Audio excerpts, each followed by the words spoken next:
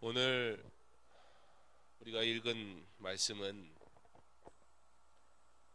하나님의 백성이 지켜야 할 법에 대해 매우 구체적으로 적혀 있습니다. 우리는 흔히 높은 사람은, 권위 있는 사람은 말 많이 안 해야 좀 있어 보이는데, 그렇죠?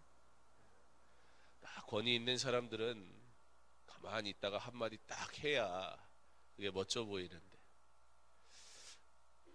그런 측면에서 보면 우리 하나님은 그런 권위는 관심 없으신 것 같습니다. 우리 하나님은 구체적이신데 어느 정도로 구체적이냐, 오늘 말씀처럼 이런 일이 있을 때는 어떻게 해야 된다라고 흔히 우리 자녀들이 부모의 말씀을 지혜롭게 받지 않고 불편하게 여길 때 뭐라고 해요? 잔소리 한다 그래요. 잔소리. 어떻게 보면 하나님이 우리를 향해서 주시는 하나님의 법, 그런데 그 하나님의 법이 어떻게 지켜져야 되냐라고 말씀하실 때는 조금은 또 잔소리에 가까울 정도로 그렇게 하나님은 우리에게 명확하게 구체적으로 하나님의 법에 대해서 말씀하시는 것을 우리는 볼 수가 있습니다. 왜 이렇게 구체적일 필요가 있을까요? 하나님께서 하실 땐 반드시 이유가 있고 목적이 있을 텐데요. 이렇게 구체적인 교회를 통해 우리에게 말씀하시고자 하시는 것은 무엇일까요? 오늘 말씀의 내용 가운데 오늘 우리는 특별히 4절부터 9절에 있는 말씀을 중심으로 해서 보게 될 텐데, 이 내용을 우리가 한마디로 표현하자면 자기 관리입니다. 요즘에 세상 살아가면서 이 자기 관리라는 소리 안 하며 사는 사람은 없을 거예요. 학생도 삶의 그 누구도 자기 관리가 되지 않는 사람은 성공할 수 없다라고 말하는 것에 대해서 이견을 달 사람은 아무도 없을 것입니다. 스스로 관리할 수 없으면, 이 셀프 컨트롤이 되지 않으면, 컨트롤이 뭐 하는 거예요? 조정하는 거예요. 비행기를 컨트롤해야 돼요. 제대로 컨트롤하지 않으면, 조정하지 않으면 어떻게 돼요? 엉뚱한 방향으로 가요. 그냥 엉뚱한 방향으로 가는 정도가 아니고요, 자칫하면 목숨을 잃을 수도 있어요. 이 컨트롤 한다는 건 그래서 매우 중요합니다. 여기에 운전하신 분들 많이 있는데 그냥 늘 하다 보니까 별 생각 없이 운전한 것 같지만, 그러나 그것이 이미 몸에 자연스럽게 배어서 핸들을 컨트롤하고 있는 거예요. 내가 좌회전 깜빡이를 켜고서는 우회전으로 돌리는 사람은 없어요. 우회전 깜빡이를 켜고 좌회전을 돌리는 것도 말이 안 되죠. 우리는 좌회전 깜빡이를 켜면 이건 법이에요. 이건 규칙이에요. 뭐 하겠다는 거예요? 좌측으로 가겠다는 거예요. 그거 말고 다른 이유가 없어요. 근데 좌회전 깜빡이 켜고 나는 내 느낌대로, 그러고 그냥 우회전을 해버리면 사고가 났어요. 그리고서는 아니 내가 내 차 갖고 마음대로도 못하냐고 말하는 건 자유지만 그 사고에 대해 전적으로 책임져야 돼요. 삶에 있어서 우리는 삶에 살아가는 단순히 오늘 이 하루의 삶만으로도 우리 스스로 시간과 상황과 환경의 일들로부터 우리가 관리되지 않는다면 우리는 온전한 하루를 살 수가 없습니다. 하물며 신앙에 있어서 주어진 규칙, 그 법이 그대로 삶 가운데 지켜지지 않는 것을 가지고 어떻게 그 규칙을 다 지키며 삽니까? 라고 말하는 건 가능하지만, 그것이 그렇게 말했다고 해서 그러므로 그것이 괜찮은 일이 될 수는 없는 것입니다. 오늘 하나님은 성도가 성도로 살아가면서 성도의 자기관리라는 이 사실, 무엇을 통해서요? 하나님이 주신 규칙과 하나님이 주신 삶의 길 속에 우리가 그 말씀에 순종하며 살아가는 성도의 자기관리가 되어야 하는 것에 대해서, 그러므로 이것을 지키라 말씀하십니다.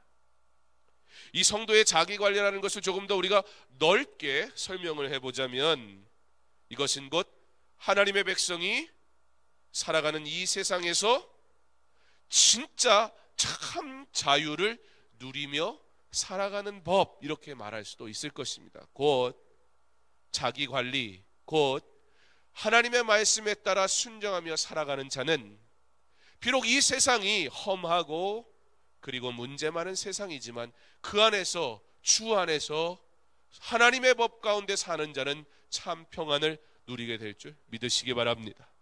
곧 하나님의 법이 바로 저와 여러분의 행복을 위하여 우리에게 허락하신 하나님의 은혜임을 우리가 기억함으로, 그 말씀이 우리에게 명령하시는 바 순종하기를, 그 말씀에 온전히 순종함으로 하나님께 영광 돌릴 수 있기를 간절히 소망합니다.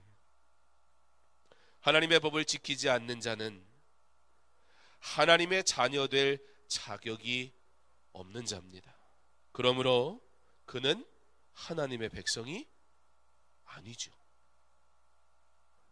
대한민국의 법을 지키지 않는 자는 대한민국의 시민권을 받을 자격이 없는 자입니다. 그러므로 내 부모가 다 대한민국 피라고 아무리 얘기해도 대한민국의 국민으로서, 시민으로서의 자격증을 받지 않았다면 그 사람은 자기가 아무리 떠들어봐야 대한민국 사람이 아닌 것입니다. 내가 하고 싶은 대로 하는 것을 자유라 말하는 사람은 없습니다. 우리는 그것을 무엇이라고 얘기하죠? 방종이라 얘기합니다. 참 자유는 주어진 규칙 안에서 누려지는 것입니다. 물론 여기에는 조건은 있습니다. 만약에 우리가 지켜야 될 법이라는 것이, 규칙이라는 것이 편법이고 위법이라면 그 법은 지키지 않아야겠지요. 그 법은 고쳐야 되겠지요. 백성은 그렇습니다. 그렇게 법을 지킴으로 그 안에서 자유를 누리게 되어져 있습니다. 그런데 성도에게는요, 한 가지 더 지킬 것이 있어요. 그것은 무엇이에요? 하나님의 말씀의 법. 칼빈의 국가관에서 보면, 칼빈은 그 법이, 국가의 법이 옳지 않다 하여도 국민은 그 법을 준수할 의무가 있다, 그렇게 얘기해요. 여러분, 예수 믿는다는 것이요, 오히려 세상 앞에 더 엄격하고 더 매우 혹독하게 자신 스스로를 다스리는 자가 되어야 합니다. 진짜 하나님의 법을 따르는 자는요, 나는 하나님 믿는 사람이야, 그러니까 하나님이 다 용서하셨어, 그리고 아무나 찌르면 용서받지 않아요. 단순히 그게 큰 죄만은 아닙니다. 작은 일에서까지 우리는 오히려 세상의 법보다 더 높은 도덕성을 가지고 하나님의 법으로 하나님의 영광을 드러내는 자로 살아야 할 의무가 있습니다. 그래서 오늘 특별히 4절과 9절에 나오는 하나님이 지키라고 주신 명령, 굉장히 세밀하게 나온 명령을 보면 왜 하나님의 백성들에게 이 말씀을 하시는가? 이 세상의 법을 뛰어넘는 하나님의 사람으로 이 세상 가운데 너희는 살아가야 된다라고 말씀하시는 것을 볼 수 있게 됩니다. 우리가 국가의 법을 어겨야 될 때도 생길 것입니다. 언제요? 일제강점기 신사 참배를 하라고 할 때 어떤 이들은 신사에 참배를 했고 어떤 이들은 신사에 참배하기를 거부했습니다. 우리 교단도 공식적으로는 신사 참배하는 것을 허용하면서 씻을 수 없는 죄를 하나님 앞에 범했습니다. 그리고 우리는 그것을 회개합니다. 그러나 중요한 건 무엇입니까? 하나님 앞에 회개하는 것과 하나님의 법을 지킨다는 것은 실체여야 하고 우리 삶 가운데 반드시 그렇게 나타나는 것이어야 한다는 거예요. 우리가 아무리 그래 우리가 그렇게 하지 않아야 돼, 우리는 하나님의 법을 지켜야 돼 라고 생각으로 마음으로 우리가 한다 할지라도 삶에 그 하나님의 법이 나타나지 않는다면 그것은 법을 지키는 것이 아닙니다. 경찰이 차를 세웁니다. 선생님, 안전벨트를 안 하셨네요. 그럼 뭐라 그래야 돼요? 죄송합니다. 그러면 돼요. 네. 티켓 끊으면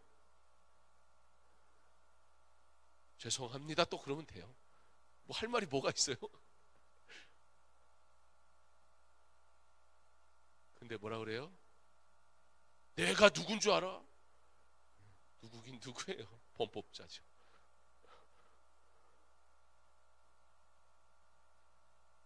한 번만 용서해달라. 내가 생각은 했는데, 내가 시동 걸 때만 해도 안전벨트 벨려고 정말 마음 먹었는데, 우리 딸내미가 전화만 안 했으면 내가 깜빡하지 않는 건데 라고 말하는 건 자유예요. 예, 그 사람이요 안전벨트 안 하려고 하지 않았을 거라고 믿고 싶어요. 정말 그럴 것 같아요. 그러나 안 한 건 안 한 거지요. 근데 더 이상한 건, 제일 이상한 사람은요, 그렇다고 좀 싼 걸로 끊어주겠다는 경찰은 또 세상에 누가 그런 권한을 자기한테 줬어요?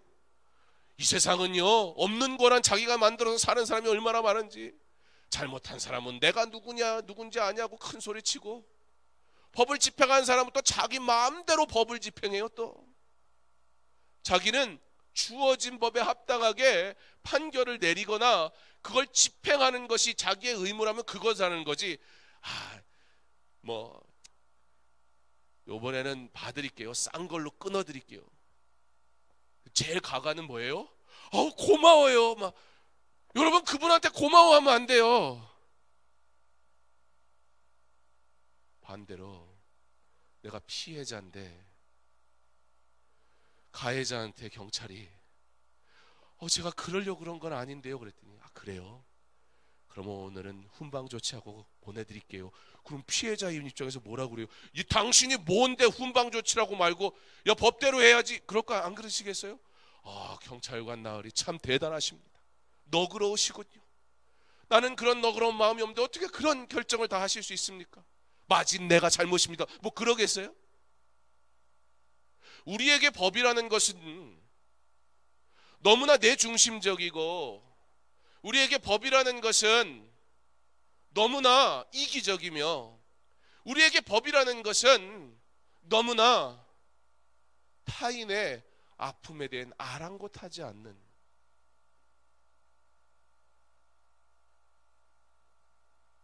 그래서 김영란법 같은 것도 생겼나 봐요. 말로 해도 안 되니까. 사랑하는 성도 여러분, 하나님의 백성은 세상의 법을 무시하며 내 마음대로 살아가는 자들이 아닙니다. 하나님의 백성이라는 이름으로. 그러나 이 세상 가운데 소금과 빛으로 살아가도록 부름받은 하나님의 자녀임을 믿으시기 바랍니다. 그래서 성도에겐 자기관리가 돼야 돼요. 하나님이 우리가 그걸 할 수 없음을 아셔요. 그래서 하나님이 하나님의 법으로 우리가 하나님의 법에 이끌리어 하나님의 법을 순종하며 삶으로 이 세상의 법을 넘어 하나님의 법을 나타내므로 하나님의 영광의 도구로 사용하시려고 저와 여러분을 그의 자녀 삼으신 것입니다. 우리의 이기적인 마음과 잘못된 욕심으로 하나님의 영광을 가리지 않기를, 하나님의 법으로부터 멀어지지 않기를, 그러나 그 하나님의 법 안에 거하며 살 수 있는 저와 여러분 될 수 있기를 바랍니다. 우리를 창조하신 하나님이 우리를 너무 잘 아셔요. 그렇게 사람에게는 누구에게나 본능이라는 게 있습니다. 그렇게 우리는 우리의 본능이 표출되고 감정을 표현하게 되어 있습니다. 그래서 하나님께서는 사람에게 이성에 의해서, 양심에 의해서, 그리고 신앙에 의해서, 무엇보다 하나님의 말씀에 의해서 자신을 절제하고 다스리게 하셨습니다. 하나님의 법을 지키는 것이 왜 우리에게 유익입니까? 우리로 하나님 앞에 죄 짓지 않을 뿐만 아니라 우리로 세상 가운데 의를 나타내게 하실 뿐만 아니라 우리 같은 자들로 하나님께 영광 돌릴 수 있도록 허락하신 것이 바로 그 하나님의 법을 지키는 자의 삶인 것입니다. 세상에도 선한 사람들 많습니다. 아니요, 그렇게 말하는 것도 좀 어울리잖아요. 세상엔 우리보다 선한 사람도 많습니다.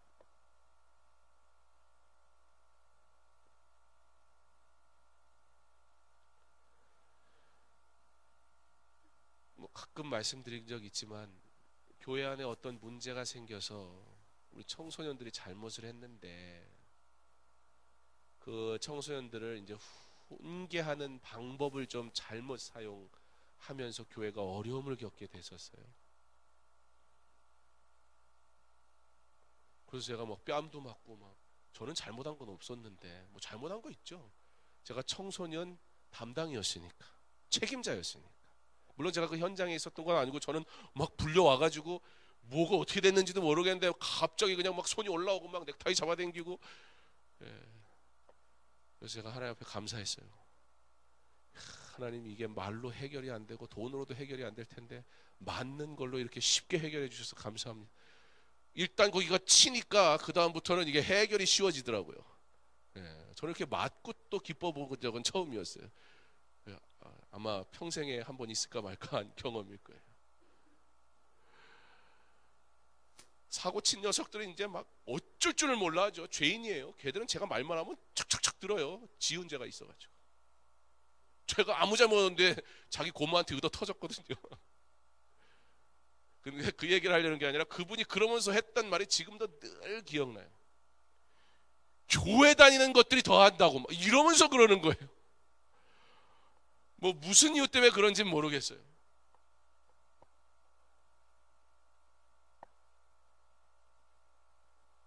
교회 다니는 것들이 더 한다고. 내가 부동산 하는데 교회 다니는 사람들이 더 한다고. 막 뭔 소린지는 잘 모르겠어요. 제가 부동산이 없어가지고.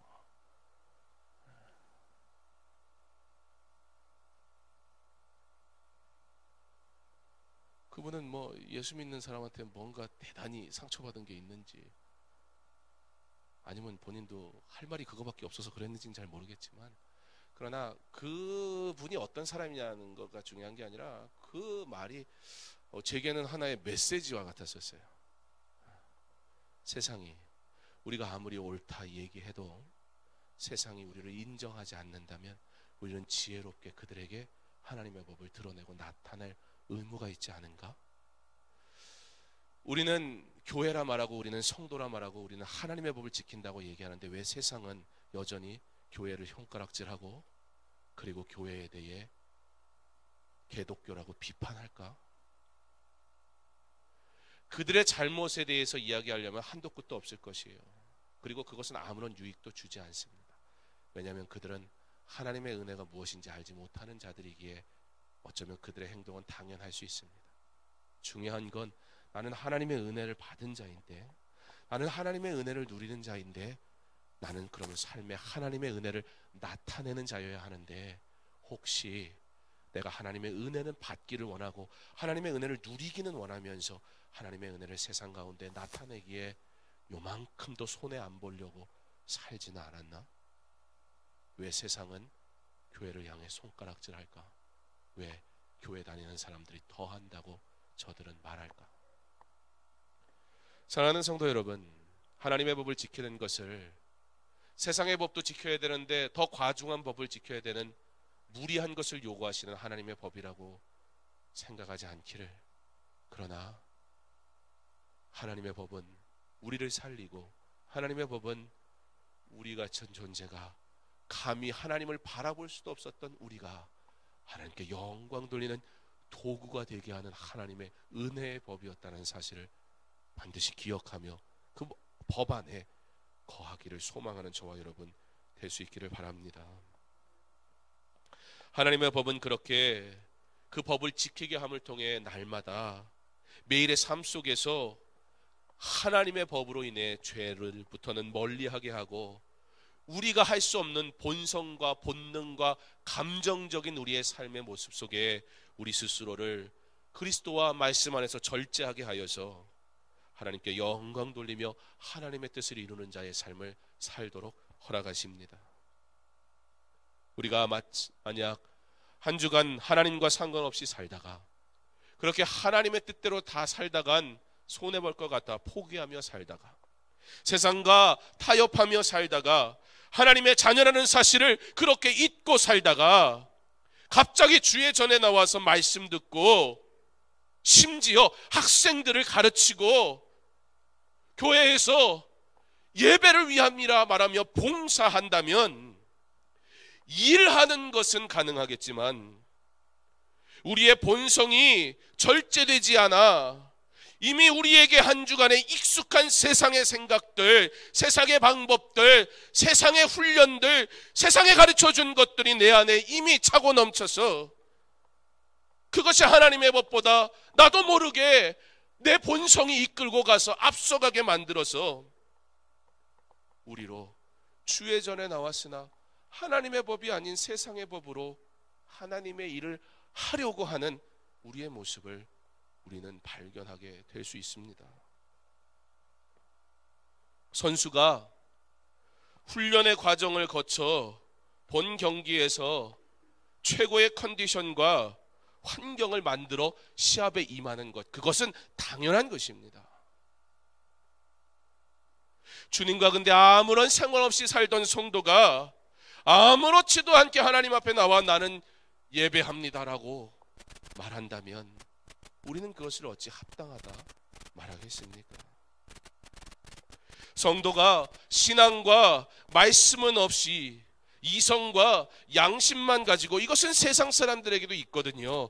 그래서 세상에도 선한 사람은 있는 거예요. 그러나 이성과 양심, 우리에게 일반적으로 주신 하나님의 은총뿐만 아니라 믿는 자에게 주신 특별한 하나님의 은혜로 살아가는 우리인데 그 신앙과 말씀 없이 세상이 말하는 이성적인 판단과 합당한 계획들만 가지고 나오면 우리가 이곳에서 은혜 받기 어렵고, 은혜 받지 못한 성도는 당연히 세상에 나가서 승리할 영적 준비가 되어 있지 못하니 신앙인으로 살아가는 것 너무나 힘들 것이고, 그래서 타협하고 그렇게 세상에 익숙해져서 다시 내 이성과 양심만으로 하나님의 법, 하나님의 말씀을 이해하고 받아들이려 하니 이곳에 나와 은혜를 누리지 못하는, 그러므로 이곳에 와도 어렵고 세상에 살아도 어려운 가장 불행한 인생이 있다면 예수를 믿어서 너무 힘들게 사는, 예수를 적당히 믿어서 몰랐으면 그래도 이 땅에서는 죄인지 모르고 살 텐데 죄인 건 아는데 그 하나님의 법은 지키는 게 너무 어렵고, 그래서 세상에선 방황하고 방황하다 이곳에 와서 은혜는 못 누리고,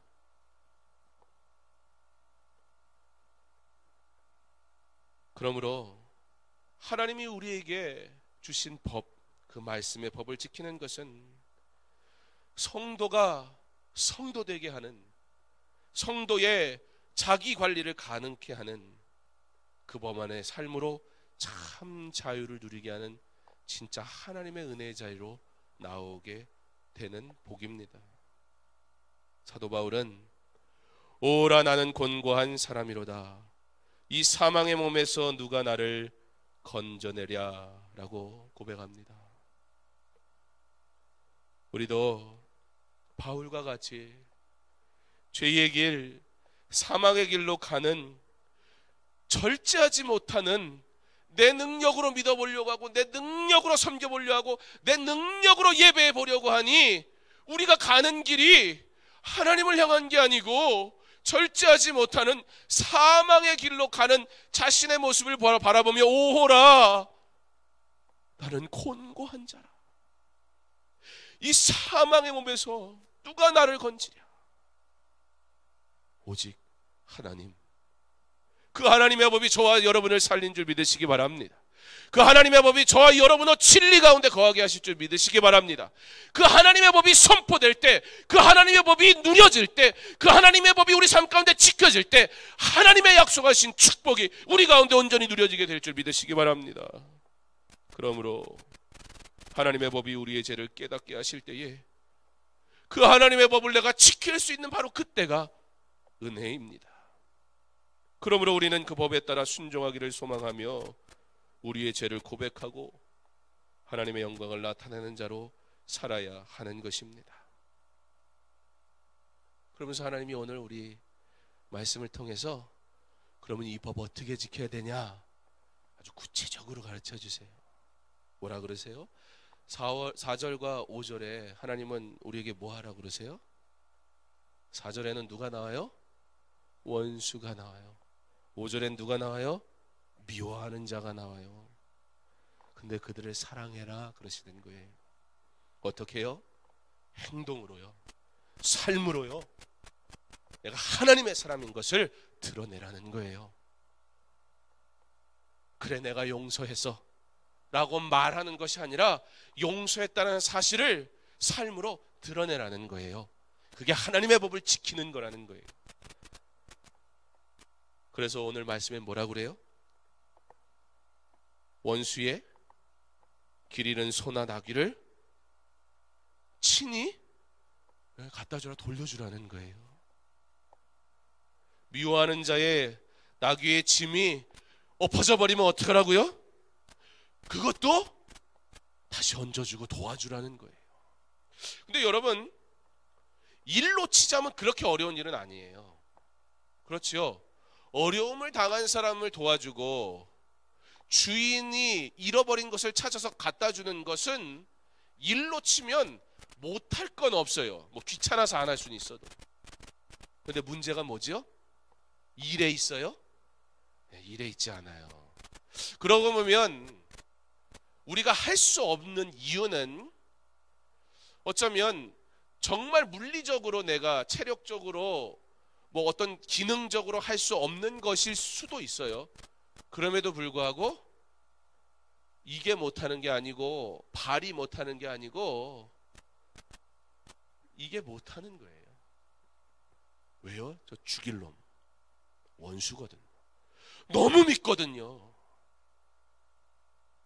원수의 소를 잃어버렸을 때 내가 저거 누구 집 소인지 알아요. 그러면 뭐라 그래요? 쌤통이다. 내가 한 건 아니잖아요. 내가 몰래 훔쳐가지고 여기다 갖다 놓은 건 아닌데 이거 소가 어디 갔냐 막 찾고 있는데 집에 가다 보니까 어디서 많이 보던 소가 보여. 저게 누구 집 소인가 알고 봤더니 그 원수놈 소예요. 잡아다 데려다 주는 걸 못하는 일이 아니에요. 물론 거기엔 수고가 따라요. 힘들 수도 있어요. 그렇지만 요게 안 되는 거예요. 실제 보여지는 건 요게 안 된 건데 요게 안 된 거예요? 아니에요. 이게 안 된 거예요. 교회 안에서 주의 일을 할 때 대부분 요게 안 돼서 못하는 분은 없는 것 같아요. 이게 안 되는 거예요. 아이고, 아쉬울 때는 코빼기도 안 보이더니 자기가 아쉬우니까 도와달라고 그런다고. 이게 안 되는 건 아니에요. 할 수 있어요. 이게 안 돼요. 미워하는 자의 짐이 엎어지니까 어떻게 하라 그래요? 그거 올려주래요. 그게 어려운 건 아니에요. 근데 이게 안 돼요. 내 생각하고 다르거든요. 내 마음하고 다르거든요. 저 사람이 얼마 전에 나한테 상처 줬거든요. 그러니까 내가 아무리 예수 믿어도 그건 못한다.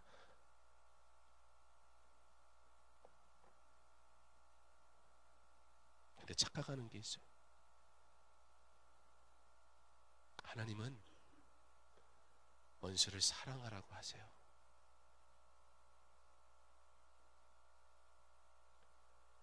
이 부분에 대한 해답이 어디에 나오냐? 9절에 나와요. 나그네를 돌봄에 대해서. 왜요? 너희도 나그네였으니까. 그 부분은 9절에 가서 조금 더 보기로 하고, 우리의 죄성은 하나님을 알 수도 깨달을 수도 섬길 수도 없습니다. 그러나 죄인의 행동은 뭐뿐이에요? 죄뿐이에요. 내 뜻대로 하려고 하면 할수록 우리는 하나님의 영광을 가리울 뿐이에요. 이 사실을 우리는 먼저 기억해야 돼요. 내가 원수를 사랑해야지, 내가 미워하는 자를 용서해야지라고 말하기 전에 우리가 어떻게 하면 할 수 있을까? 먼저 하나님을 생각하기 바랍니다. 먼저 나를 보기를 원합니다. 나는 하나님을 사랑할 수 없는 자였어요. 하나님 없이 행하는 나의 모든 생각과 행동들은 아무리 그것이 대단해 보여도 결국 죄뿐이에요. 근데 그걸 가려요. 그걸 감춰요. 나는 바라보지 아니하고 저 사람의 문제만 보니 용서할 수가 없고 용납할 수가 없고 내 손이 움직여지지가 않아요.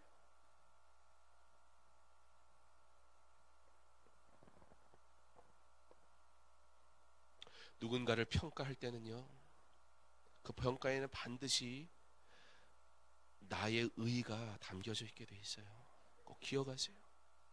저 사람의 잘못을 얘기하고 있는 그 입과 생각에는 나는 그렇지 않아, 나는 저 사람보단 괜찮아, 내가 어떻게 수고했는가 라는 나의 의의가 신랄하게 표출되고 있는 거예요.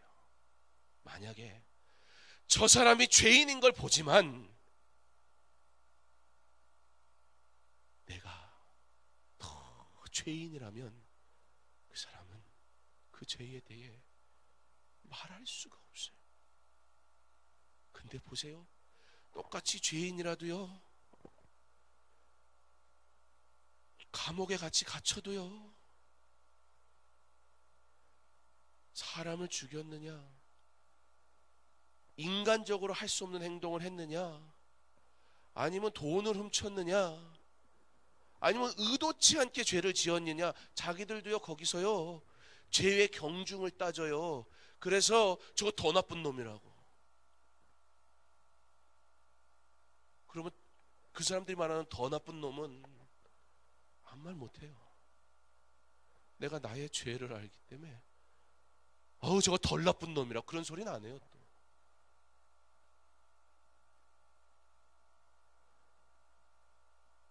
우리의 죄성은 하나님을 알 수도 하나님을 깨달을 수도 하나님을 섬길 수도 없습니다. 그러나 죄인의 행동은 죄뿐입니다. 8절에 뇌물을 받지 말라 기록됩니다. 왜냐하면 뇌물은 눈을 어둡게 한답니다. 진리의 말을 하지 못하게 만든답니다. 요즘 종교인 과세 때문에 머리가 아파요. 물론 저희 교회는 머리 아플 건 없어요. 뭐 하나 기록에 남지 않거나 잘못되거나 하는 게 전혀 없기 때문에 오히려 만약에 세상에 그걸 요구한다면 교회는 세상 앞에 정말로 투명함과 깨끗함이 뭔지 보여줄 준비가 돼야 된다라는 생각이 들어요. 단지 저는 제가 근로자라고 말하고 싶진 않아요. 전 근로자인 적은 없거든요. 먼저 근로자 되고 싶었으면 근로를 했죠. 이것도 근로자가 돼도 문제예요. 근로자가 되잖아요, 여러분. 참 웃기는 일이 있더라고요. 제가 근로자가 되면 어떤 일이 발생하냐면요, 전에는 그런 생각 한 번도 안 해봤는데 제가 근로자가 되잖아요. 금요일날 저녁에 설교를 길게 하면 길게 할수록 좋습니다. 왠지 아세요? 시간이 늘어나서 시간의 수당을 엄청 받을 수 있어요. 여러분, 제가 지금 시간의 수당을 받기 위해서 여기서 이러고 있는 건 아닌데 근무 시간이라는 게 있잖아요. 이 새벽을 어떻게 할 거예요, 이거? 첩으로 자꾸 근로자래요. 뭐 좋을 대로 생각하는 건 좋을 대로 생각하고, 그러나 세상이 무엇인가 요구한다면 교회가 단순히 부딪히기보다는 지혜로워야 한다. 그리고 세상 앞에 더 교회가 교회다운 모습을 보여줄 필요가 있다. 그렇게 생각합니다. 감사하게 뭐 근로자로 하든 뭐 기타로 하든 둘 중에 하나 결정하라고 그래서 기타로 하려고요. 저는 그냥 기타의 인생을 살려고 합니다. 그쪽에서 나보고 기타 하라니까 뭐 기타 하죠. 뭔 못하겠습니까? 이 얘기를 하는 이유는 그 세법을 이렇게 보고 했더니 한 단체의 전체 예산의 전체 금액의 5% 이상을 낸 사람은 있으면 감사를 한대요. 그 이유가 뭐냐면 어떤 단체에 무엇을 기부한다든지 했을 경우에 예를 들어 10억이다. 그러면 5% 그러면 이제 5천만 원. 5천만 원 이상을 낸 사람이 있으면 그 사람은 그 단체에 힘을 갖게 돼 버린대요. 왜냐하면 그가 전체를 따졌을 때 많은 것을 내놨기 때문에 그 많은 것을 내는 것이 힘이 돼 버릴 수 있기 때문에 그것에 대해 이제 뭐 조사한다 뭐 그런 얘기가 있어요. 정확한 건 제가 잘 모르겠더라고요.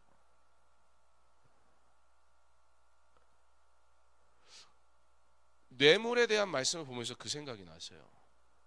기부금도 5%가 넘어가면 권력이라고 말하는데 순수하게 냈든 안 냈든